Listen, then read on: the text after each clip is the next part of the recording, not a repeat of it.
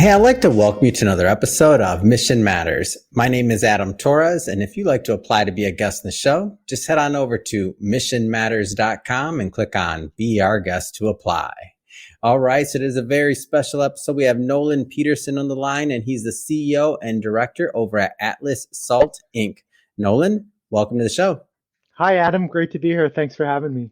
All right, Nolan. So we got a lot to talk about today. So we're going to get into the Great Atlantic Salt Project and really how you're developing that. We're going to also talk about the overall state of North American de-icing road salt and what that market looks like. But to get us kicked off, all right, Nolan. So we'll start this episode the way that we like to start them all, with what we like to call our Mission Matters Minute. So Nolan, at Mission Matters, our aim and our goal is to amplify stories for entrepreneurs, executives, and experts. That's what we do. Nolan, what mission matters to you? Well, right now, my mission is to get as much awareness for our project and the fantastic work that's been done on it in the last few years to as broad an audience as possible and to satisfy a demand in the market that has been underaddressed over the last couple decades. Yeah, it's great. Love bringing mission-based individuals on the line to share, why they do what they do and how they're doing it. So what we can all learn and grow together. So great to have you on. Mm-hmm. Nolan, how'd you get into the salt business, man? It's an interesting niche. It's an interesting, I'm from Michigan originally though. Okay. FYI. So when I think about salt, when I think about the roads, I lived on a big street growing up and trucks, other things like that. Like it was a pretty big street in Michigan. So yeah. I'm familiar with it from the consumer side, but how'd you get into the business, man? Yeah, so I started as an engineer in my career. So I spent most of my career in the mining industry and particularly the gold mining industry. So I did a lot of construction and development work on gold projects for over the last 20 years and had run a copper company after my history in the gold industry. And then the opportunity came recently to join Atlas Salt. And actually different than you, I'd never really understood or had much exposure to salt. I actually grew up in a place where salt was too cold to be used in the Arctic in Canada, a place called Nunavut. For many of your listeners may be familiar with it. And then I moved to Vancouver in Canada, which is too warm for salt to be used very aggressively. So I didn't really know a whole lot about salt, but I was reached out to. I saw the fundamental value that this company had created before I joined. And I said, I want to be a part of that opportunity to build a project, to arrange financing for it, to advance it, and more importantly, to bring a prosperity to the region that our project is in, which is very important to me as well. That's awesome. Let's dive right into the, how do you want to tackle this? Do we want to start with the project, or do you maybe want to start with the state of, just the overall state of North American de-icing? Like where do you want to start with that one? I think we should start with the state of the de-icing market. Let's do it. Yeah. Okay. So the de-icing salt market in North America is, it's a safety issue, right? It's cities and municipalities sprinkling salt onto the roads, primarily in the Northeast US, the Midwest, the Great Lakes area, Ontario, Quebec, and the Atlantic provinces. So it's a steady industry, a very stable. It goes up with population growth. It also goes up with inflation. And then you get every few years a really cold winter where the price spikes. But what is not well understood by users of road salt, which are everybody who drives on the roads or uses transportation, which is everybody in those areas, is that we import a large portion of our salt. The existing salt mines in North America don't have enough capacity to meet demand. And largely it's because of environmental concerns, operational challenges, operating cost issues. So we end up bringing in salt from foreign jurisdictions, primarily Chile and Egypt. And, we pay that shipping cost, and, the cost at the mine is less, but you have that barrier to shipping that allows an opportunity for a new player to come in. And so let's get into the project. So where does this stand and how does this project help? Yeah, so there hasn't been a new salt mine built in North America in the last 25 years for de-icing purposes. And that's also something people find surprising. I find that surprising, by the way. Especially when there's a demand, supply shortage, right? And significant demand. And the reason for that is because it's hard to find a new viable project that ticks all the boxes that you need to make a Mm. profitable salt mine. And Mhm. that's what the Great Atlantic Salt Project has. We have a shallow deposit and it's dry. And by that, I mean, it doesn't sit under a lake. What other Mhm. people what many people don't understand is, as I mentioned, environmental concerns. A lot of the existing mines are under lakes. And so that Yeah. creates water issues and challenges in developing the mines and then in operating them. And Mm. then also what we have is proximity to a deep water port that allows us to move the product. When you're moving salt, you're moving very large ships and Mm. trains or trucks filled to the brim with salt. And so we happen to be on the west coast of Newfoundland with a shallow salt deposit that allows us to target all those key markets that I just mentioned to you. So it's Mm. a fantastic position strategically, and it will allow us to displace a lot of that foreign production that I just mentioned because we will actually be cheaper to deliver salt than our foreign competition, and Yeah. certainly competitive with local producers as well. Yeah. Get into that a little bit more, like cost structure and like what, and also what you're looking for to make this happen as well. Yeah, so the cost structure, we just put out an updated feasibility study. So that's Mhm. prepared by a third party independent engineer that works for us. And, we contract them to tell us what this mine will cost and how much profit it will generate potentially. And so when we look at that, we find that the shallowness lends to a very easy, relatively speaking, development. So a Yeah. typical potential new salt mine and many existing salt mines are shaft mines. So think about a hole in the ground vertical that goes Mhm. 600 meters deep. We're only 200 meters deep or 200 yards. That Mm. allows us to come in with a shallow drift mine or Mhm. standard ramp. So just think about a hole in the wall and put Mhm. that material onto a conveyor. So we're low cost. We're also, for that, just structurally, we're also Mm. tied in to Newfoundland Hydro, which is low cost hydroelectric power.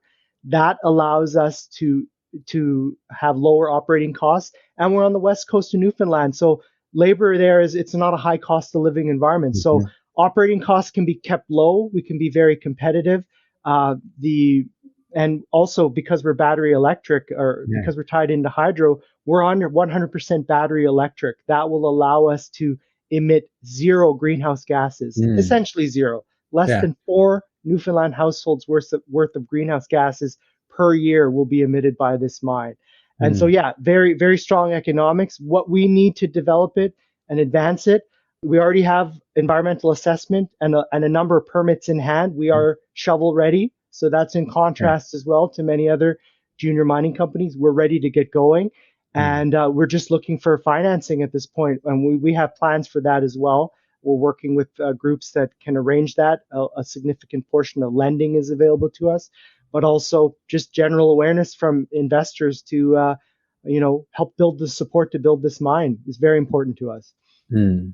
So you mentioned being shovel ready, obviously working on the financing right now and building awareness among investors. What could a timeline look like in completing a project like this? Yeah, so actually, we just completed a small raise relatively a few weeks ago that will allow us to start construction, early works programs. And Congratulations, by the way. That's thank amazing. you. This isn't Thank like you.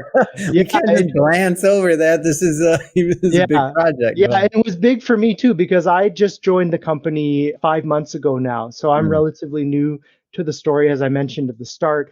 And a first thing that I wanted to do was put the company in a good position to advance this. And that raise was very important.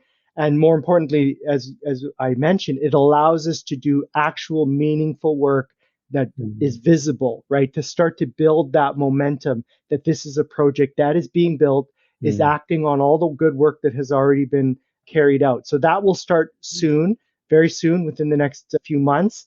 And then we plan to build the momentum for that, get the awareness out there.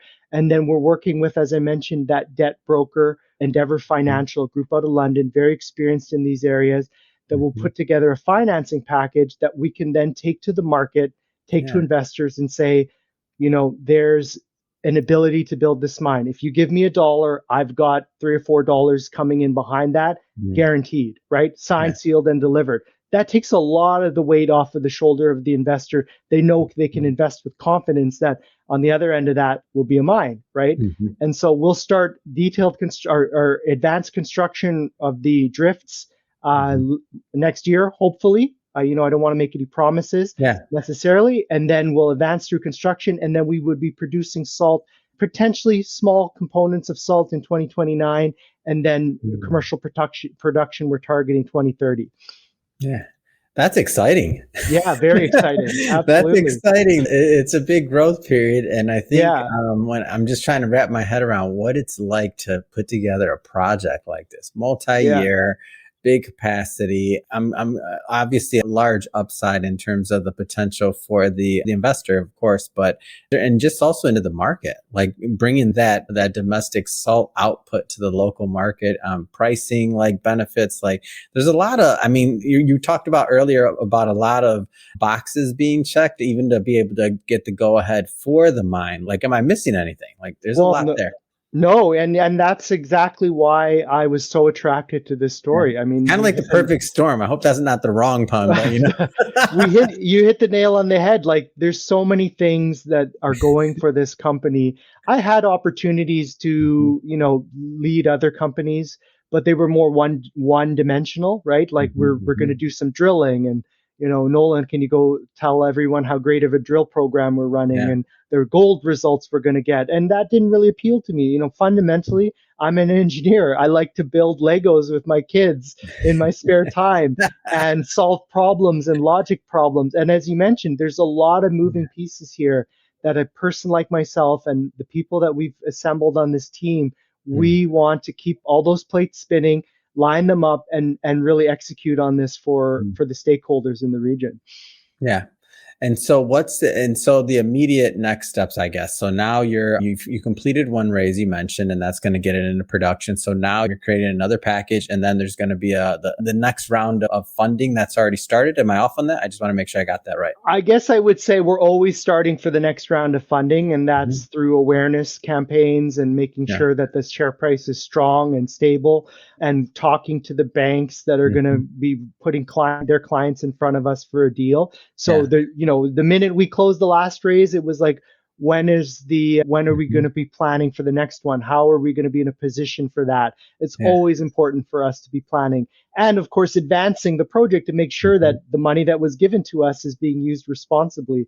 So yeah, to answer your question, it's a phased approach. We constantly are moving forward. We work those plans, plan the work the plan, right? Yeah.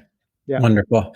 Well, Nolan, this has been great having you on the show today. I learned a lot. I'm excited about this. I'm like, oh, you were breaking some news here today on Mission Yeah. Matters, and mine in what 20 some years. You said 25 years or 25 so. years. Well, 30 Amazing. years So, by the time we're in operations. Yeah. wow. So I love bringing news like this to Yeah. my audience and opportunities, by the way. And speaking of opportunity, if somebody, a lot of investors, a lot of business owners, a lot of executives that watch this show, if somebody's watching or listening to this, and if they want to follow up and they want to learn more about the project and the investment opportunity as well, how do they do that?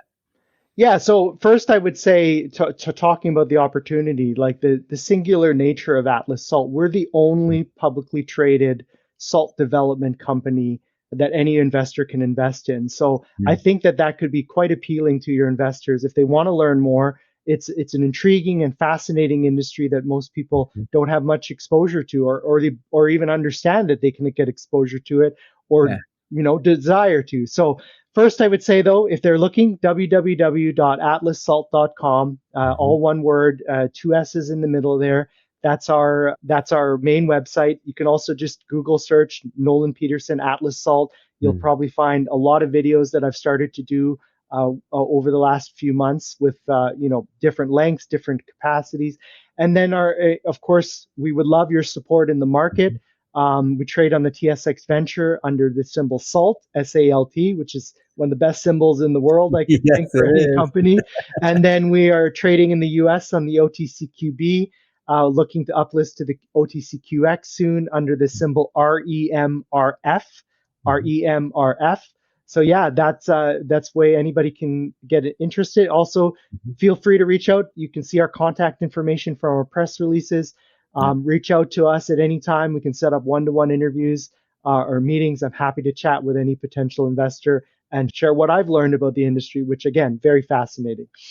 Amazing. And for everybody listening, just so you know, we'll definitely put some links in the show notes so you can just click on the links and head right on over. And speaking of the audience, if this is your first time with Mission Matters and you haven't done it yet, hit that subscribe or follow button. This is a daily show, each and every day, bringing you new content, new ideas, and hopefully new inspiration to help you along the way on your journey as well. So again, hit that subscribe or follow button. And Nolan, man, appreciate having on. Thanks, Adam. Anytime.